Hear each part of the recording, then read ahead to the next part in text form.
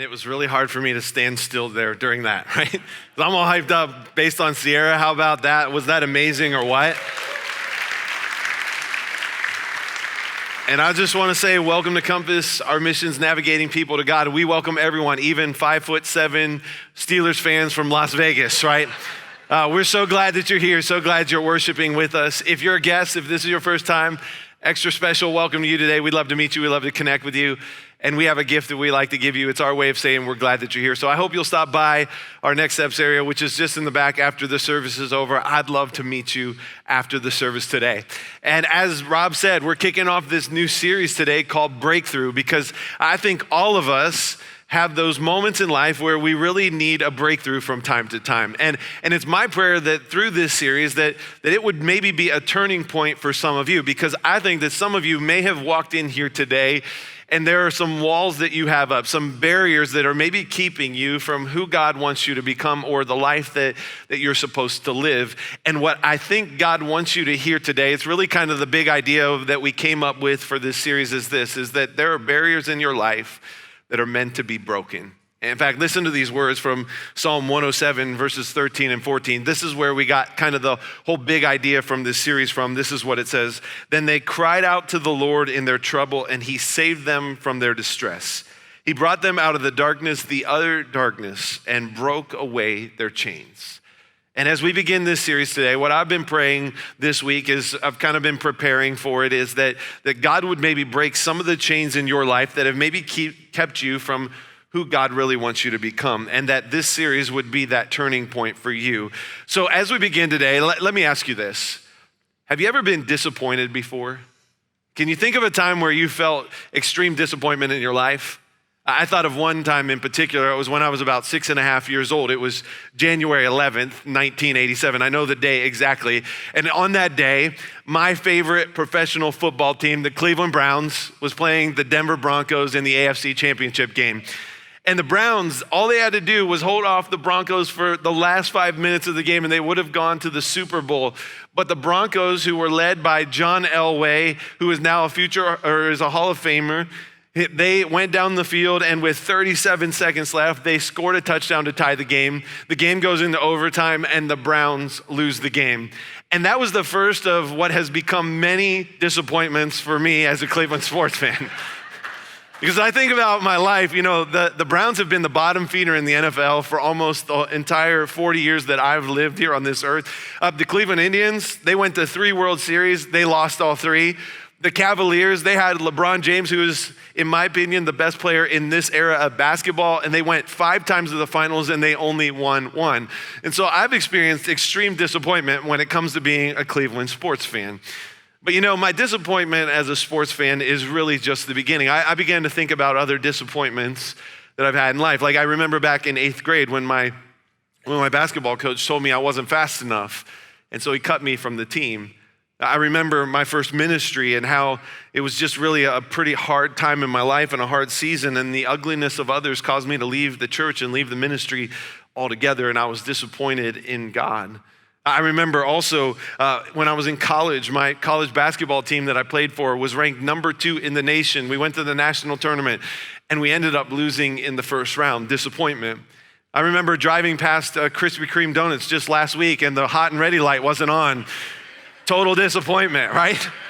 I remember this cute girl named Amanda in 8th grade that I really liked, and I told her that I liked her, and she said, let's just be friends, and I like somebody else, and we're never gonna date. Well, I was disappointed, but the good news is I still won that one, right? So I've had my share of disappointments through the years, and maybe you can relate.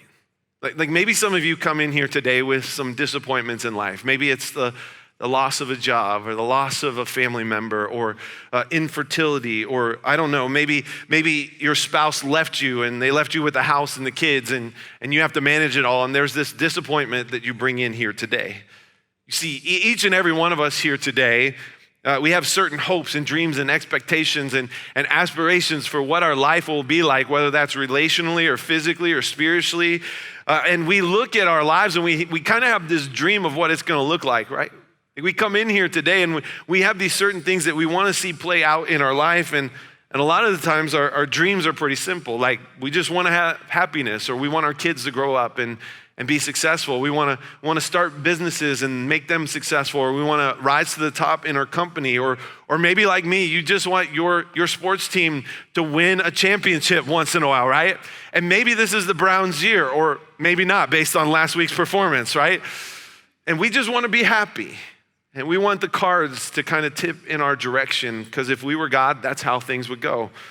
And while we have these dreams that we hope for and that we hope for others as well, I know that many of you, maybe today, you walked in this place and you come with discouragement or disappointment in your life because things haven't happened the way that you'd hoped for in life. For some of you, honestly, life hasn't lived up to your expectations. You know, a few years ago in an edition of the Business Insider, there was a story about this guy named Marcus Persson, who he was the guy who created Minecraft, which is now this really popular game among teenagers and even kids. And he sold the company for $2.5 billion. And then he went and he bought himself a $70 million mansion. He started going on all these exotic vacations. He threw these lavish parties, and he got to know all these famous people. But despite all that, he still felt disappointed by the way that life was going. And it was clear based on some of the things that he put on social media. In fact, this was one of the tweets that he put out on Twitter. It said, "The problem with getting everything is you run out of reasons to keep trying." That was one tweet. Then there was another one that said this. He says, "Hanging out with a bunch of friends and partying with famous people, able to do whatever I want, and I have never felt more isolated." You see, for this guy, it's clear he's dealing with some disappointment in his life. That things haven't gone as he hoped or even as he expected or anticipated. And for some of you here today, maybe you can relate to a guy like Marcus Persson. Like life has disappointed you. That you feel isolated, or maybe you feel alone. You may not know where to turn or where even to run. You might be here today because you've tried everything else and you've exhausted all your other options, and you think, you know what, maybe I'll give this guy named Jesus a try. And so you walk through the doors of this church for the first time. Or maybe you're here and you've been crying out to God for help, but it doesn't seem like God hears you or that God cares about you. And so you're giving God one last shot, but you're about ready to throw in the towel. And if that's you, if that's where you're at, like I get it, because I've been there. I've been that guy who's been upset and disappointed with God. I've been the guy who's felt like God has abandoned me. Now, I'm not going to ask you to raise your hands today and admit that in front of everyone, but if I were to ask you that, my guess is that many of you would raise your hands today and say the same thing. And I'll be completely honest with you. There have been several times in my life, even in ministry, where I felt disappointed with God. Now, my first year of ministry was one of the hardest years of my life. And I was so disappointed with God, I decided to leave the ministry altogether. I was done with church. I was done with God. I was through. And so I left. And I wanted nothing to do with the church. But God has a funny way of working in our lives. Because here I am, and for the past 17 years, I've served in different ministries, 2 different churches, including Compass North Fort Worth. And along the way, I've still had those moments of disappointment and those moments of discouragement where people have said things to me, or they've promised me things and they've not panned out. And maybe you can relate. Because when you're dealing with disappointment, it can be hard to see how that's all a part of God's bigger plan. I think that when we're in the midst of disappointment too, it can oftentimes cause us to ask questions like, is God there? And if God is there, why doesn't God do something? Or we can even ask a really dangerous question like this: is God really greater than my disappointment? The truth is that there are some of you who have a really hard time believing in God, or maybe you're here today and you're just truly angry and bitter with God right now, and you just are so upset. One of the things that I love about this series and why I'm so excited about these next 4 weeks is because we're digging into this book called Psalms. And Psalms is actually a collection of prayers by the people of God from about 2,500 years ago. And one of the reasons I love the Psalms, and I think why it's in Scripture, is it teaches us how to share our raw and unedited and sometimes our hurts and our fears and our confusion to God. Because sometimes you just want to say something to God, right? But you think you got to be polite. Or you think you've got to be positive when honestly you just want to be really angry and you want to yell at God. Has anybody ever felt like that? And here's what I really think we have to understand though. God is okay with us being angry. He's okay with us getting upset, raising our voice, shouting at the top of our lungs and getting mad at him and maybe even saying things to God that we would not say in public or to anyone else. Because understand this, God can handle it. And God doesn't want tame and sanitized and dishonest prayers. God wants us to talk to him authentically and from our hearts. You know, in the book of Psalms, there are different kinds of Psalms that we read about. There's Psalms of wisdom, Psalms asking for, Psalms of adoration, Psalms of worship. There's Psalms of thanksgiving. There's Psalms of lament as well. And these Psalms of lament, this word lament, it actually comes from the Latin word, which means weeping. And when you read through the book of Psalms, what you'll find is you'll know when you get to a Psalm of lament because it kind of sounds like a toddler who's just been told they have to go down for a nap, right? There's kicking and screaming and biting and gnashing of teeth and all those things, right? Or it's like the kid at Target who's just been told by mom and dad that they can't get the toy, and what do? They just have a fit right in the middle of the aisle. You know when you get to a Psalm of lament because it's that intense.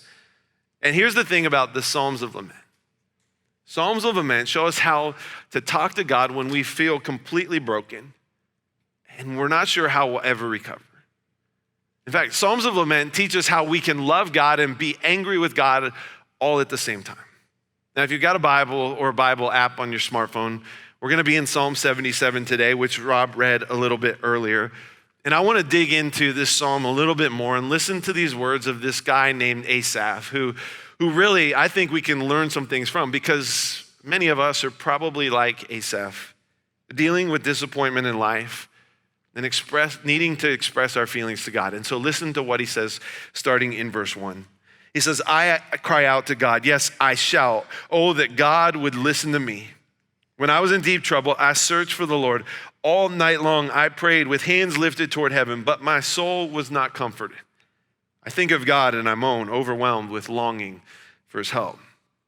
I will stop there for a minute because these are the words of someone who is crying out for help. And we don't know what the disappointment is in his life. We just know that he's experienced some terrible loss. Maybe he's just received a life-threatening medical diagnosis. Maybe his marriage is falling apart. Maybe it's a child who is gravely ill. Maybe he has lost a loved one. Maybe it's the betrayal of a friend, or maybe there's a huge financial loss in his life. We don't know what it is that he's going through, but it's clear that he's experiencing this disappointment in his life and his heart is crushed. And we've all been there, haven't we? I mean, you know what this guy's experiencing because you've felt disappointment in your own life. Maybe you've experienced something similar to what I mentioned, and it's in moments like this that sometimes the only thing that we can do is cry out to God for help. And this is where he starts, but he's not done. Listen to what it says as we pick back up in verse 4. He says this, you don't let me sleep. I am too distressed even to pray. He's like, it is just so bad, God, right now that I can't sleep. I can't get any rest. I am so losing my mind right now. And God, I am angry with you. And what's interesting to me about what Asaph says here is he started where most people would tell us to start when it comes to dealing with disappointment. I mean, when we're discouraged, what do people tell us? Just pray about it, right? Just give it over to God. Ask God to help you out and he'll take care of the rest. And clearly that's what Asaph is doing here. He's no spiritual rookie. He knows what he's supposed to do. But even as he tries to give it over to God, it feels like as he's praying to God that God isn't listening to him and that God is not there and that God's not working. And here's the deal. I think that Psalm 77 actually is unmasking some of the Sunday school and superficial things that we tend to say when it comes to dealing with disappointment and helping others through it. We see a person who is hurting. We see a person who's frustrated and discouraged, and what do we tell them?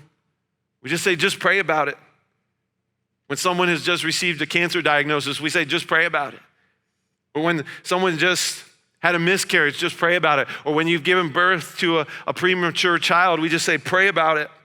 Or someone who has been left paralyzed by a terrible accident, pray about it. Or your marriage is falling apart, we say, pray about it. Or someone who's just lost a loved one, just pray about it. Just pray about it tends to be the way that we respond in those moments of disappointment and discouragement. And look, maybe you'd expect that to be the answer that I give you today. That as we dig into this idea of how do we overcome and break through the disappointment in life, maybe you would think that would be the answer that I would say, but I would even argue that is maybe not where we start.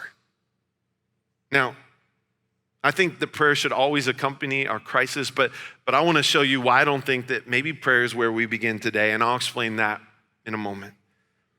You see, for this guy named Asaph, he's at the point where he isn't even sure that God cares about him. He feels like God has maybe abandoned him, and he doesn't feel like God hears anything that he's saying. And maybe you can relate in your own life. Like maybe you've questioned Asaph God like Asaph has. If you're following along, listen to the questions that he asks in verses 7-9.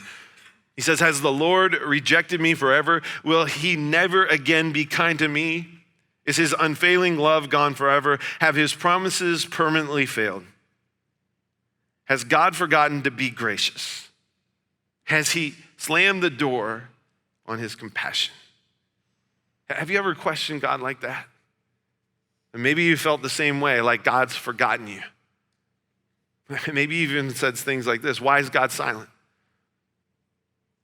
Does God even care? Does God even hear me? Or maybe you even said, if God is so good, why does he allow me to keep going through this disappointment? It seems like it's never gonna go away. And I'll be honest, as a pastor, I talk to people all the time who are struggling with disappointment from the circumstances in their life, and they come to me and they'll say, Pastor Nate, what are you telling me to do? How do I overcome this? Why am I going through this? And sometimes the best answer that I can give them is simply this: I don't know.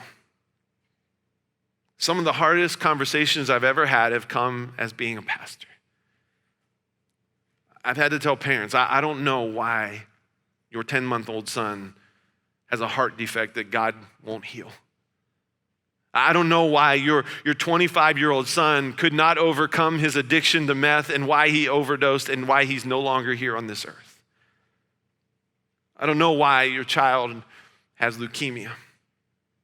I don't know why you can't find a job and you can't pay the bills. I don't know why your parents abandoned you. Those are real conversations that I've had to have with people. And those conversations are never easy. And honestly, what I've come to find through all these conversations and through these years of ministry is sometimes I just don't understand. And I can't comprehend why some things happen the way that they do. That some things, I don't understand why God is sometimes silent when we call out to him. You know, in the New Testament, there's a word that oftentimes is referred to for God's silence, and that word is the word mystery. Let me ask you this today. What is something in your life that's a mystery to you? Something that you just don't understand why God would allow it to happen in your life. It doesn't make sense to you. Or maybe you could think about it this way. What is one thing in your life that has disappointed you? Like you just don't understand it and you're pretty sure that you're never gonna get an answer to it. Remember how I said earlier that prayer is actually sometimes not the place to start when it comes to dealing with disappointment? Let me show you why I say that. We're gonna pick back up in verses 11 and 12. This is why I say that. This is what Asaph says. He says, but then I recall all you have done, O Lord. I remember your wonderful deeds of long ago. They are constantly in my thoughts. I cannot stop thinking about your mighty works. Do you catch what Asaph is doing here? He goes back and he begins to focus on who God is. And this is the key. We have to start, before we can begin praying to God, we need to understand who God is first. We need to have this clear picture of who God is in our minds, because when we focus on God first, before our needs and our failures and our hurts and our depression and our anxiety, our confusion, or whatever it is that we're dealing with, it changes everything. Because if you focus on yourself first, rather than focusing on God, what tends to happen is this. You pray prayers that sound like this. God, I'm upset, I'm angry, I'm frustrated, I'm depressed, I'm in pain, I'm disappointed, I'm hurting, I need a miracle, I'm afraid, God, I don't know where to turn. And it always looks to us rather than pointing to who God is and his goodness. This is where Asaph started his song. He starts describing his pain. He says, I cried out to you, God, but you didn't help me out. I asked for your relief in this situation, but you didn't help me, God, and I am angry with you. But then in verse 11, it's like a switch gets flipped and something changes for him. Instead of focusing on himself and his disappointments, he starts focusing on the God who is greater than all that. And listen to what he says here again in verse 11. He says, but then I recall all you have done. Oh Lord, I remember your wonderful deeds of long ago. This is where he turns the corner. He's like, what am I doing? I should have been thinking about all the good things that you've done in life up until this point. God, I shouldn't think and focus on those negative things. And what he does is he starts remembering back how God has worked in the past. He remembers back to his ancestors, the Israelites, and how God delivered them from the hands of the Egyptian oppression and slavery. He sends this guy named Moses to Pharaoh and he says, let my people go. And what does Moses do? He leads this Israelite exodus out of Egypt. And so the Israelites are escaping from Egypt, but the Egyptians are coming after them. Their chariots, their soldiers, and there's this epic battle that's about to take place because they're up against the edge of the Red Sea with nowhere to go. It's like there's a rock in a hard place. And it seems like there's gonna be no way out for the Israelites. But then God does what only God can do. God parts the Red Sea, and the Israelite people walk down this aisle of these walls of water on either side, and they get to the other side on dry ground, and God takes care of the Egyptians. You see, God made a way when it seemed like there was no way for the Israelite people. And Asaph starts thinking about those moments where God took something that didn't seem like it was even possible and he made it possible. And you see, when you begin focusing on God first and what he can do or what he has already done over your disappointments and your struggles, it is then you get to see the way through, that you begin to see it. Now, there's something else about God that I want to share with you today, but let me set it up before I tell you. If you look back at the story of the Israelites, after they get to the other side, they're headed towards the promised land. God said that they were gonna be freed from captivity and they would live in the promised land. And so they have to take this journey through the wilderness, it says. Now the journey, it really should have been about 40 days max, like maybe a month, but it ends up taking them 40 years because of their disobedience to God. And so fast forward 40 years, now the day has finally arrived when they're gonna get to enter into the promised land. They're standing on the edge. There's more than 1 million Israelite people who are gathered together. I imagine the scene kind of being like Coachella or Woodstock, only nobody is wasted, right? There's this big celebration that's getting ready to take place because they're gonna enter into the promised land for the first time. And Joshua comes to him. Now he's the leader he's taken over after Moses retired. And Joshua's the leader and he gives them this message. He says, all you gotta do on this day is you've got to follow the priests who are carrying the Ark of the Covenant. And they'll cross by, they know the path to go, they know which way to go. And that seems pretty simple, right? The instructions are pretty clear. This is what they're supposed to do. Now, the problem is this, Joshua failed to mention one important detail. The Jordan River at this time that's standing between them and crossing into the promised land is at harvest time, which means that it's at flood stage level and it's like whitewater rapids. Like imagine the ride at Six Flags where you're going down, you don't want to get in that water because you're gonna get swept away. And as this is taking place, I imagine that there are these Israelite women who are holding their 3-year-old child's hands who are thinking, there's no way we're ever gonna make it. There's the elderly couple that's embracing each other and they're thinking to themselves, we're not gonna make it. Or there's those who are paralyzed or crippled who are thinking, man, We got to this close, but we're not gonna make it. And I'm sure there were some raw and unedited things that were said towards God on the day, like, God, are you serious? Again, here we are. We've been waiting 40 years for this, and this is how you're gonna pay us back. Then look at what happens next. It says, as soon as the feet of the priests who were carrying the ark touched the water at river's edge, the water above that point began backing up a great distance away at a town called Adam, which is near Zarethan. And the water below that point flowed on to the Dead Sea until the riverbed was dry. Then all the people crossed over near the town of Jericho. Do you catch what it says there? It says the water began backing up a great distance away in the town called Adam. Now here's why this is significant. This is why it's key. Adam is actually 19 miles upstream from where the Israelite people are standing. Even if it was as flat as it is here in northern Texas, the Israelite people would not have been able to see this miracle that God was providing for them all the way upstream. They didn't witness it, but it happened. And look, here's what I want you to hear today. If you take nothing else away from this message, here's what I hope that you hear today. Right now, you might be dealing with disappointment in your life. You might feel like everything is crashing down and there's no escape. Know this, that even in those moments when life seems to be dealing you bad hand after bad hand after bad hand, you might not be able to see it, but God is always at work upstream. You know, as I mentioned this earlier, when I left the ministry, I felt like God had abandoned me. I was so discouraged, and honestly, I said, you know what, I'm done with church. I'll never do full-time ministry again. But God had other plans, and when I look back, a little over 18 years ago, and I look back to that moment when I told God no, I can see how God was orchestrating all the details upstream. I left the church. I thought I'll easily get a job somewhere else. I spent 7, 8 weeks unemployed, going to temp agencies, just doing whatever, stocking shelves at local Bed Bath & Beyond that was getting ready to open up. And then I got this job in the financial industry at a bank. And I started at the bottom. I started as a bank teller.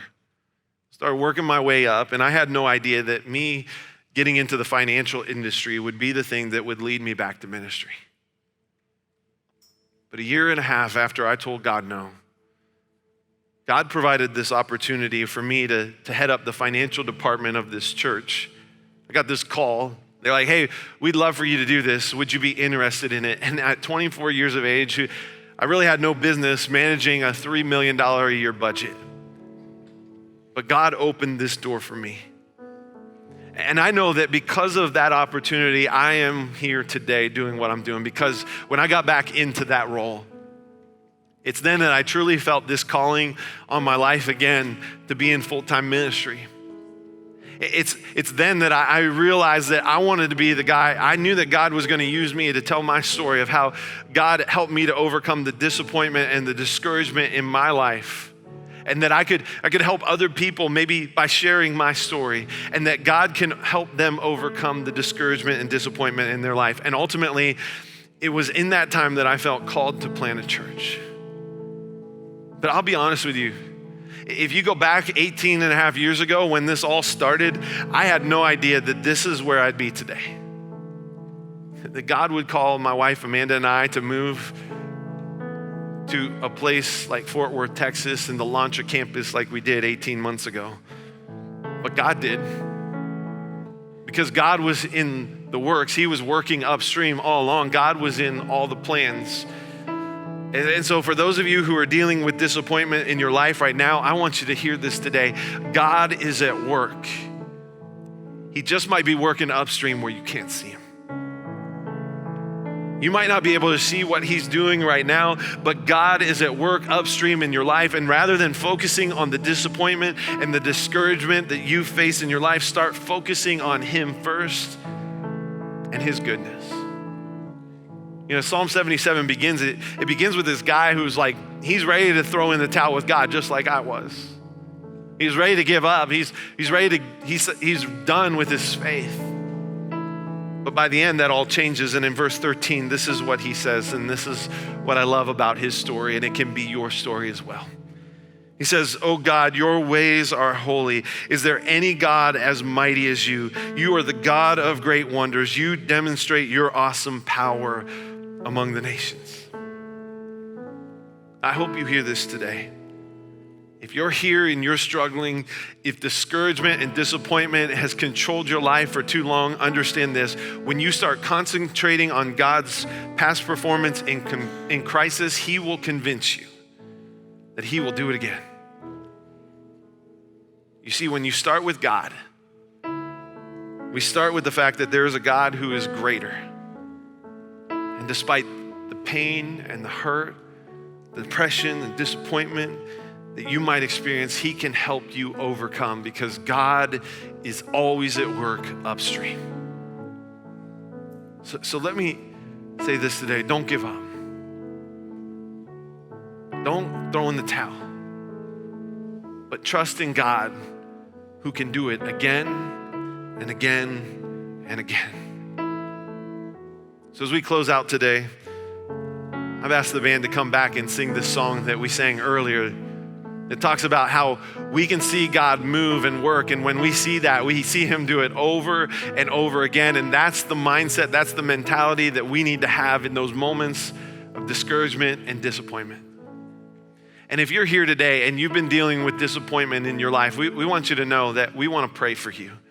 And if you've got something going on in your life right now that you just don't know how to overcome, we'd love to pray with you about those things. So as we sing this song today, we want to invite you to come to the front and we'll pray with you. We'd love to do that. Or if you're here today and maybe you've been running from God and you need to run towards him like some others are going to do today and make a decision to follow him with your life and be baptized, we'd love to give you that opportunity today as well. So would you just stand with us? And as we sing this song today, if you need prayer, would you come to the front as we sing?